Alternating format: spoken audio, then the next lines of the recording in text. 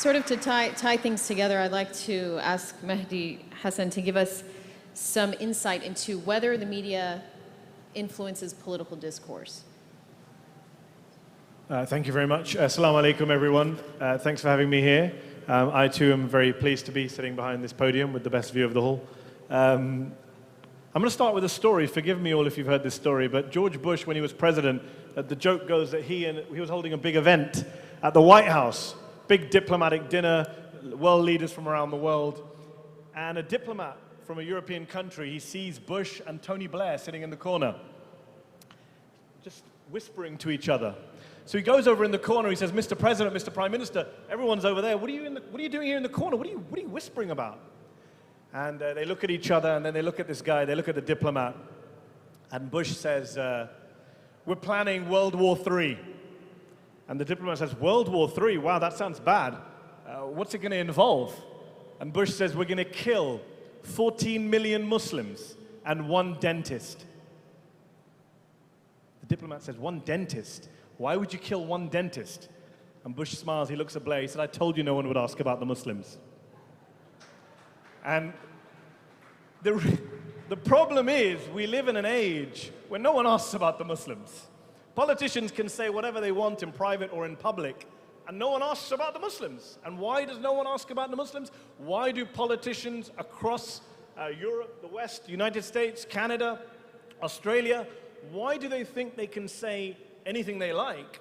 Why do they think they can speak about the Muslim community in a way that they would never dream of, never dare of speaking about any other minority community or faith community? Because fundamentally, as Wajahat outlined, as Dahlia mentioned, my profession, my industry, the media, journalists have failed to hold them to account, have failed to call them out in a way they would call them out if they made racist or anti-Semitic or homophobic remarks. When it comes to Islamophobic remarks, journalists are too busy deciding whether it even exists to bother to call out a politician who says something outrageous about a Muslim institution, a Muslim individual, a Muslim act of faith. And so you have this growth now. It's a growth industry. Wajahat mentioned what's happened to the Republican Party. You know, the economist John Kenneth Galbraith, during the Bush presidency, he said, I look at George W. Bush and I yearn for Ronald Reagan. And I look at the current candidates. You look at the Ted Cruz's and the Mike Huckabees and the Donald Trumps, and you yearn for George W. Bush. Because George W. Bush went to a mosque 4 days after 9/11 in Washington, D.C. and said, Islam is peace. I did a debate in Oxford on the same motion, whether Islam is peace, and hundreds of people in Oxford University, liberals, voted no, it's not a religion of peace. So George Bush is better on that issue than a lot of people today, especially in the media industry and especially in the Republican Party. And so you have to ask this question, how will we get to this stage where journalists are not just turning a blind eye to Islamophobic discourse, Islamophobic bigotry, Islamophobic dog whistles from mainstream politicians, people who are running for the most powerful office in the world. They're not just turning a blind eye, but in many cases they're egging them on. They're inciting them.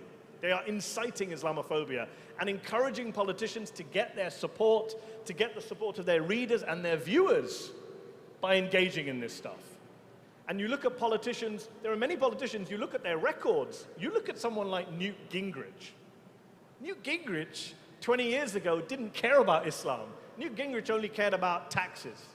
Newt Gingrich cared about cutting taxes and cutting the size of government. Today, Newt Gingrich is a man who only compared Islam to Nazism, I think, during the Ground Zero Mosque. Because they see there are votes in it, they see there are bloggers who will write about them positively, they see that they'll get invited on Fox News. You know more than I do.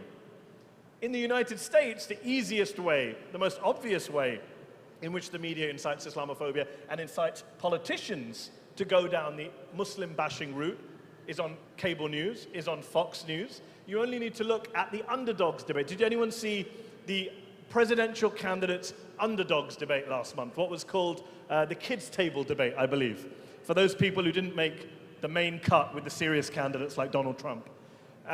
In the underdogs debate, the Fox News anchor said to the candidates, what would you do to battle radical Islam? How far would you go? Would you monitor mosques?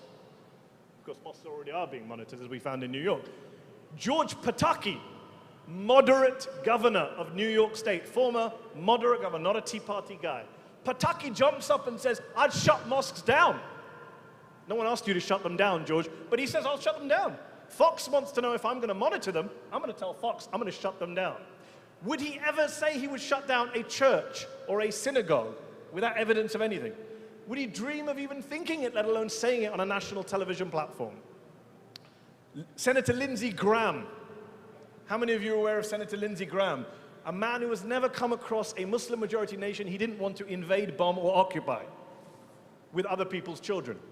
Lindsey Graham, a man who recently said, by the way, that anything in the Middle East that starts with al is bad news. Anything that starts with al. Algebra. Lindsey Graham says in the Fox News debate, he does this, you can watch it on YouTube, he says this. I don't know if it's a kind of declaration, a kind of pistol. He says, if I have to monitor mosques, I'll monitor mosques. These guys see the discourse. They see what's out there.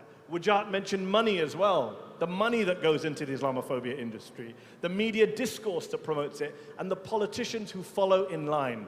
And it's very easy for us to identify this stuff. The bigger issue is, what are we doing to take back that narrative?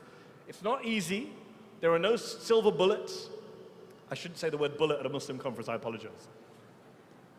But what are we doing about it? It's very easy to slam Fox News. It's very, very easy to slam Lindsey Graham. But these guys are getting away with their stuff. The Mike Huckabees, the Ted Cruzes, the Bobby Jindals. Oh, Bobby Jindal. A man so proud of his culture and heritage that he used Fair and Lovely for a painting of him when he was governor of his great state. Bobby Jindal, who says that Muslims in my country, the UK, are creating no-go zones. I think Muslims should set up no-idiot zones and keep Bobby Jindal out. But that's a different debate. Why do people like Jindal and Cruz and Hucker, all these guys, why do they think that they can get away with this stuff? Because there's no countervailing pressure. If you are only pressured from one side, as a politician, you will do that one thing. Where is the countervailing pressure? Not just from Muslims, but from the left, from progressives, from people who care about racial equality. Where is that countervailing pressure where we're willing to stand up and take a stance? Look at what's happening with Trump and the Hispanic community. How many of you saw a couple of days ago peaceful protesters outside that beautiful piece of architecture that is the Trump Tower in Manhattan? Standing, and they got punched by Trump's security guards.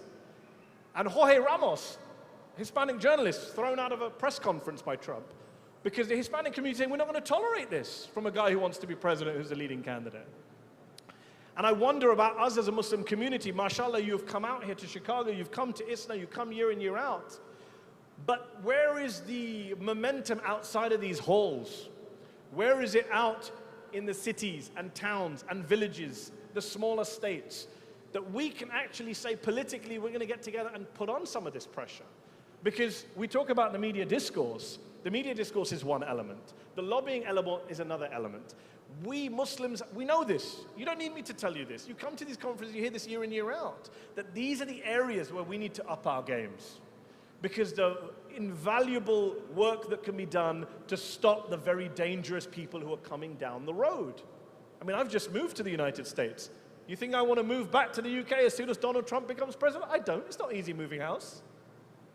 But this is a serious threat. These people with their discourses egged on by journalists.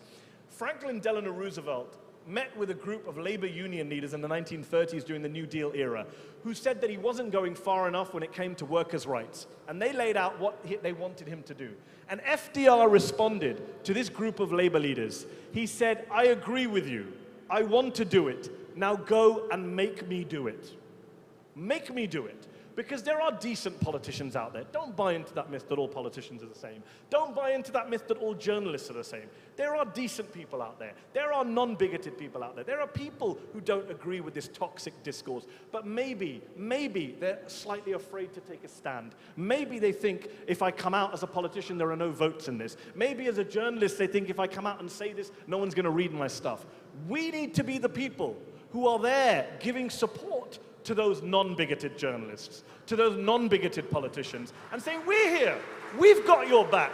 And you know what? We want to win this battle, we're not going to win it alone. There's no way Muslims are going to win anything on their own. We have to build alliances, and we have to get stuff done by putting the pressure on and making them do it. Thank you very much for your time.